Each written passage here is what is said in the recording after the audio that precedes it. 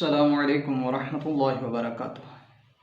ان الحمد للہ اللہم صلی علی محمد وعلی آل محمد کما صلیت علی ابراہیم وعلی آل ابراہیم انک حمید مجید۔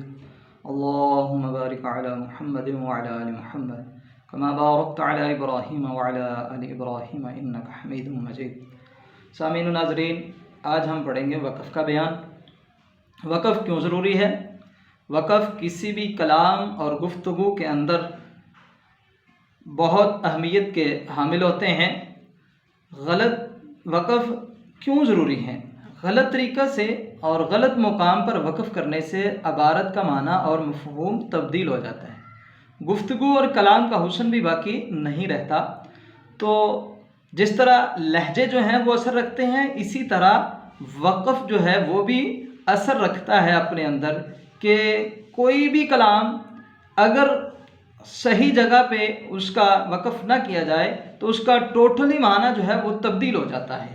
مثال کے طور پہ آپ کے سامنے میں نے دو جملے لکھے ہیں، الفاظ پہ غور کریں تو سیم ہے، لیکن پہلے نمبر پہ کیا ہے؟ رکو، یہاں پہ وقف کیا، مت چلو، تو معنی کیا ہوا اس کا؟ کہ رک جانا ہے، چلنا نہیں ہے۔ دوسرے نمبر پہ وہی الفاظ ہیں لیکن وقف جو ہے اس کے مقام کو چینج کیا، رکو مت چلو، یعنی رک جانا ہے، رکنا نہیں ہے بلکہ چلتے ہی جانا ہے، یعنی مقام کو چینج کرنے سے عبارت کا معنی جو ہے وہ تبدیل ہو جاتا ہے۔ تو اس لیے وقف جو ہے کسی بھی کلام کے اندر بہت بڑی اہمیت کے حامل ہوتے ہیں۔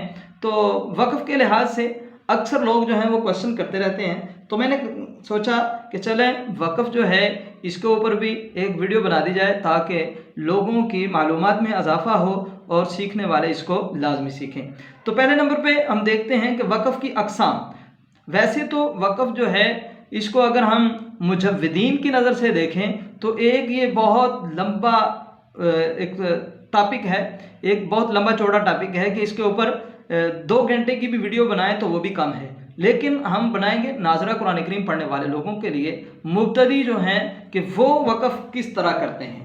وقف کی اقسام اس لحاظ سے، مبتدیوں کے لحاظ سے وقف کی 3 اقسام ہیں۔ نمبر 1 وقف بالاسکان، نمبر 2 وقف بالسکون، اور نمبر 3 وقف بالابدال۔ تو وقف کی 3 اقسام ہیں۔ تو پہلے نمبر پہ وقف ہمیشہ کلمہ کے آخر پر ہوتا ہے، جو بھی کلمہ ہے، لفظ ہے جو لکھا ہوا ہوتا ہے، وقف ہمیشہ کلمہ کے آخر پر ہوتا ہے، درمیان میں نہیں ہوتا۔ درمیان میں اگر کاٹ کر پڑھیں گے تو الفاظ جو ہے وہ ٹوٹلی چینج ہو جائے گا، تو اس لیے کسی بھی کلمہ کو پڑھتے ہوئے وقف ہمیشہ اس کے آخری حرف پر ہوگا۔ تو پہلے نمبر پہ وقف بالاسکان، کسی بھی کلمہ کے آخر پر زبر، زیر، پیش، دو زیر، دو پیش۔ ویسے تو زبر، زیر، پیش، دو زبر، دو زیر، دو پیش ہوتا ہے، لیکن میں نے جو لکھا ہے کہ 5 حرکات کو جگہ دی ہے یہاں پہ، زبر، زیر، پیش، دو زیر اور دو پیش ہو تو وقف بالاسکان ہوگا۔ 2 زبر جو ہے وہ اس میں شامل نہیں ہوگی۔ مثلا ہم وقف کر کے دیکھتے ہیں کہ وقف کس طرح کرنا ہے۔ جب کسی بھی کلمہ کے آخر پر زبر آئے گی، لام، یہ کلمہ جعل ہے، اس کے لام کے اوپر زبر ہے، تو اس کے اوپر ہم وقف کیسے کریں گے؟ جعل، وقف، جعل، زبر کو ہم ختم کریں گے اور زبر کی جگہ پہ آ جائے گی جزم، یعنی یہ حرف ختم نہیں ہوگا بلکہ حرکت ختم ہوگی۔ جعل، وقف، جعل۔ اب یہ زیر ہے، ایبیلی، وقف، ایبل، ایبیلی، وقف، ایبل۔ یہ پیش ہے، را کے اوپر آخری حرف جو ہے وہ کلمہ کے آخر پہ را ہے۔ اخارو، اخارو، وقف، اخر، اخر۔ یہ عنبن کلمہ ہے، با کے نیچے 2 زیر ہے، عنبن، وقف، عنب۔ ساکنن، نون آخری حرف ہے اس کلمہ کا، تو 2 پیش ہے، تو 2 پیش کو ساکنن، وقف، ساکن، یعنی یہ وقف بالاسکان۔